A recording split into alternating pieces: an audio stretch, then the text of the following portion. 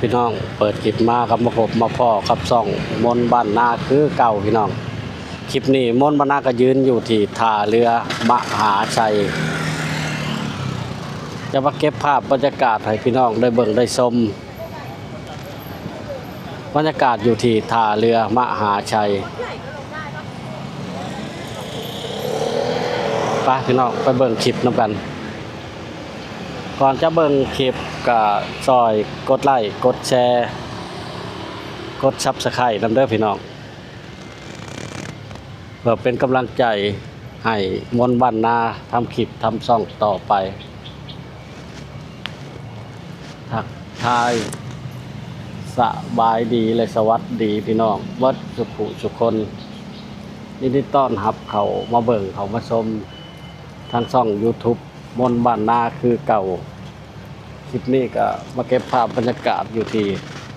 ท่าเรือมหาชัยอันนี้ก็เป็นปลาวานหรือว่าปลาอย่างน้อมนต์บ้านนากระโบหูเนาะเป็นปลาวานหรือว่าปลาฉลามเนาะแต่ว่ามนต์บ้านนากระโบหูเพราะว่าหมู่บ้านมนต์บ้านนาทางสปป.ลาวกับบ่มีทะเลเนาะก็บ่เคยมีปลาวานและก็บ่เคยมีปลาฉลามเนาะมีแต่ปลาแหล่งน้ำจืดปลาแม่น้ำคลองเนาะ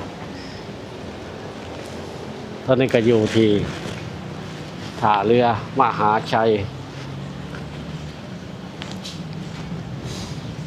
เอามาพ่อยายชุกินข้าวสบายดียายชุสบายดีไปยายชุอยากข้าวแห้งเลยป้ายังทางหลังเจ้าฮะป้าอยู่ทางหลังยายชุก็มีบรรยากาศป้าเบิ่งป้ากับพี่น้องนี่ปลายังมันจามก็ยาวเอิ้นพี่น้องกินข้าวแหน่มาเดินพี่น้องกินข้าวคนเทศกินข้าวนั่นแหละยายชุป้ายังน่ะปลาวานเพราะบ้านเฮาบ่มีน้ำทะเลแล้วบ่ฮู้ได้ว่าปลาทะเลนี่มีหยังชื่อแล้วใดเนาะปลาวานปลานั่นเนาะปลาฉลามบ่แม่นเนาะฉลามปลาวานเนาะปลาวานจะชื่อว่าปลาวานเนาะเพราะว่าบ้านผมไม่มีทะเลทางสปป.ลาวบ้านผม船来了刚好，船来了。ตอนนี้ก็มาที่ท่าเรือเนาะ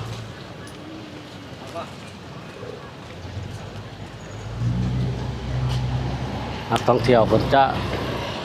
ลงเรืออันนี้เป็นท่าเรือมหาชัยก่อนจะไปท่าสลอมเนาะ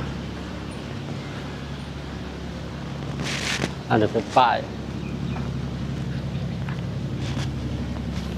อันนี้เป็นสวน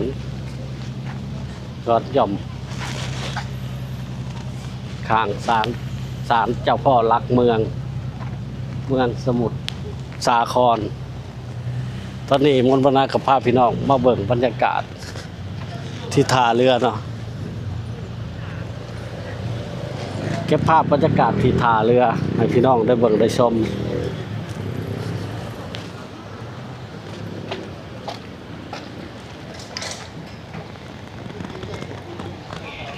เป็นท่าเรือมหาชัย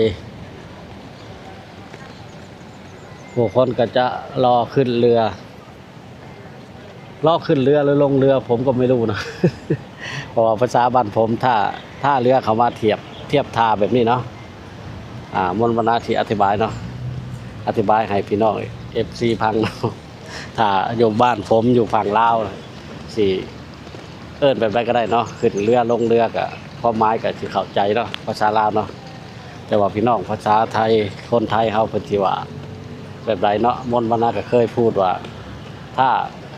เรือมาเทียบท่าเนาะมาเข้าท่าไปสิเฮาก็จะได้ขึ้นเรือเนาะนี่ตอนนี้เพิ่นก็ขย่อยลงเนาะขย่อยลงท่าแล้วก็จะขึ้นเรือเนาะตรงนี้เรือกำลังเข้ามาเทียบท่า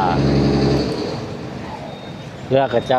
มาจากท่าสะหลอมเนาะโอ้พี่น้องโอ้ พังโพธาฉลอมเนาะแต่ว่ามื้อนี้วันนี้มนต์วันนาก็สิบ่ได้พาพี่น้องไปเลาะไปเบิ่งไปชมเนาะอยู่พังน้ำพังน่ะเนาะเฮาก็สิบ่ได้ข้ามไปเนาะป้าน้ำทะเลลงแห้งว่ะน้ำทะเลลงแห้งเลยมื้อนี้นี่พังพวกมันก็สิขึ้นเรือเนาะพังนี่ก็ลงเรือเนาะบ้านพ่อใหญ่มดคนบ้านนาเว้าเนาะนี่ตอนนี้ก็ขึ้นเนาะเนี่ยเพิ่นขึ้นจากเรือเนาะนี่เพิ่นขึ้นจากเรือเนาะพังน่ะเพิ่นก็ลงจากเรือนั่นเพิ่นลงจากเรือเข้าเรือลงเรือเนาะเข้าเรือลงเรือพี่น้องเอ้ย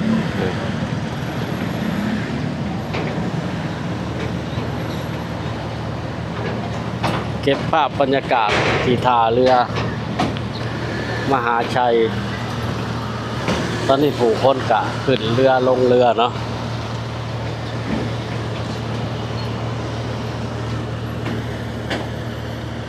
บรรยากาศน้ำลงแห้งไปนี่พี่น้องวันวันหน้าก็บ่แน่ใจว่าเป็นน้ำแม่น้ำท่าจีนหรือว่าแม่น้ำแม่กลองเนาะก็สิประมาณว่าเป็นแม่น้ำท่าจีนเนี่ยเนาะนี่อยู่ที่มหาชัยพี่น้องเบิ่งคลิปบนวันหน้าถ้าเห็นก็คอมเมนต์เข้ามาบอกเลยเด้อพี่น้องอันนี้เป็นแม่น้ำท่าจีนหรือว่าแม่น้ำแม่กลองเนาะแต่ว่าผมคิดว่าเป็นแม่น้ำท่าจีนเนาะเพราะว่าถ้าเป็นแม่น้ำแม่กลองก็ต้องอยู่ที่เขตจังหวัดแม่กลองเนาะเพราะว่าประเทศไทยนี่มีแม่น้ำเจ้าพระยาหลายหม่องหลายบ่อนเนาะที่แยกย้ายหรือว่าแย่ออกมาเนาะอันนี้ก็สิเป็นออกไปทางอ่าวไทยสิประมาณว่าเนาะวันวนากับมีข้อมูลแต่มาถ่ายภาพบรรยากาศแล้วก็คลิปบรรยากาศให้พี่น้องได้เบิ่งได้ชมเนาะอันนี้เป็นท่าเรือมหาชัยพังพูนก็เป็นพังท่าฉลอมเนาะตอนนี้บรรยากาศอยู่ที่ท่าเรือเนาะท่าเรือมหาชัยตอนนี้ก็น้ำลงแห้งน้ำลงพี่น้องน้ำลงเป็นอันนั้นก็เป็นตบเนาะผักตบผักอะไรเยอะแยะหลายโอ้บรรยากาศพังท่าฉลอมเนาะมื้อนี้มนกับบ้านนากับบ่ได้ข้ามไปเนาะเพราะว่ามาเดินตลาดมหาชัยแล้วก็ช่วยแล้วเนาะสวยละเราก็จะได้กลับที่บางบอนเนาะเขาก็มาเอาบรรยากาศตอนเรือออกให้พี่น้องได้เบิ่งได้ชมก่อนคนกำลังขึ้นเรือ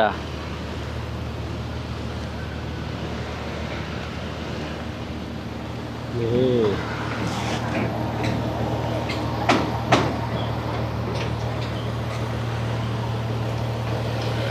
อันนี้ก็เป็นท่าเรือมหาชัย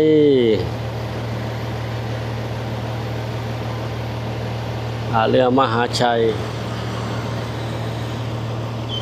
รอให้เรือออกเนาะส่งบรรยากาศไปพร้อมกัน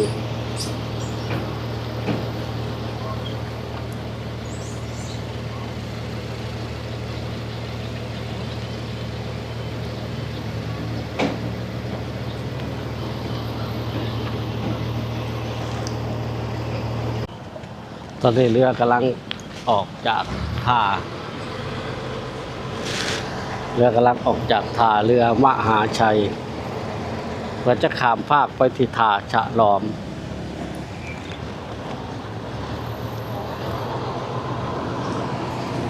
เรือออกไปแล้วพี่น้อง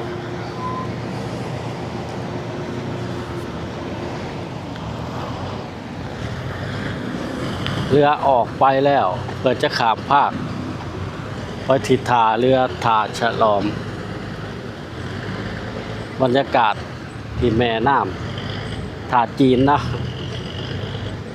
ถามว่าหน้าพูดผิดก็ขออภัยเด้อพี่น้องบ่ฮู้ข้อมูลว่าเป็นแม่น้ำท่าจีนหรือว่าแม่น้ำแม่กลองเนาะก็บ่รู้เนาะน่ะเรือกำลังมาเรือพังนั้นก็มาพี่น้องมาจากท่าฉลอมนะวันนี้ก็ตบเยอะผักตบเยอะนี่ บรรยากาศที่ท่าเรือ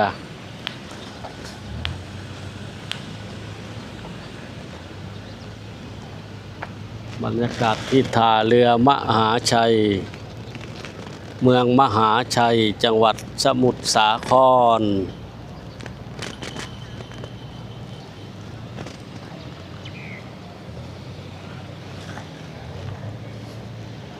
ตอนนี้เขาก็มาหลัดเบิ่งตอนเรือจะเข้าเทียบท่าเนาะนักท่องเที่ยวก็เยอะนักท่องเที่ยวจะขับไปเที่ยวพังท่าฉลอมหรือว่าสถานีรถไฟแม่กลองเนาะ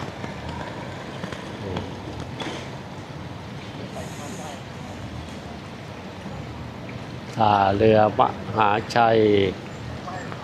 เรือเขาเทียบท่าเรือเขาเทียบท่าแล้วพี่น้องนี่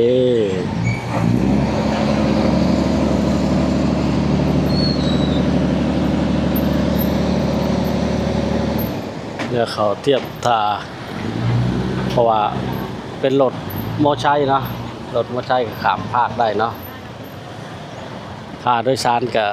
มนต์วนาก็จำบ่ได้เนาะเคยไปตั้งนานแล้วเนาะตอนนี้ค่าโดยสารก็บ่ฮู้ว่าเท่าไหร่เนาะวันหลังวันว่างๆก็สิได้ข้ามเรือไปเบิ่งบรรยากาศแล้วก็เบิ่งค่าโดยสารมาบอกพ่อแม่พี่น้องนำเนาะค่าโดยสารก็บ่ฮู้เนาะค่าเรือข้ามภาคค่าฉลอง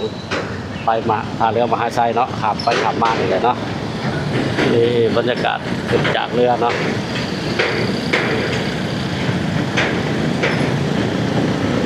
นี่ขึ้นจากเรือพี่น้องผู้คนก็เยอะนี่ขึ้นจากเรือ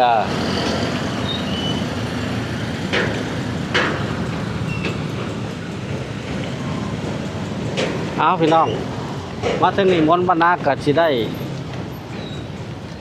ให้พี่น้องเบิ่งบรรยากาศรอบๆที่หม่องผักหม่องนี่เนาะหม่องที่ศาลเจ้าพ่อหลักเมืองเนาะเป็นลานกว้างๆเนาะเป็นลานกว้างๆแต่ว่าอาทิตย์ก่อนๆเนาะอาทิตย์ก่อนๆก็เพิ่นจัดงานที่นี่เนาะถนนคนเดินหรือว่าเฉลิมฉลอง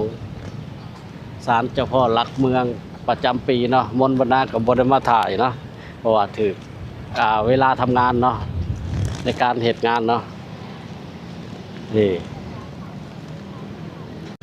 มนต์บรรณาก็สิเก็บภาพบรรยากาศให้พี่น้องได้เบิ่งได้ชมเนาะอันนี้เป็นแม่น้ำท่าจีนเนาะ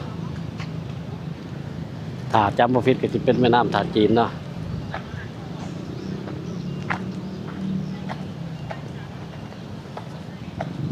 เบิ่งบรรยากาศที่ท่าเรือนำกัน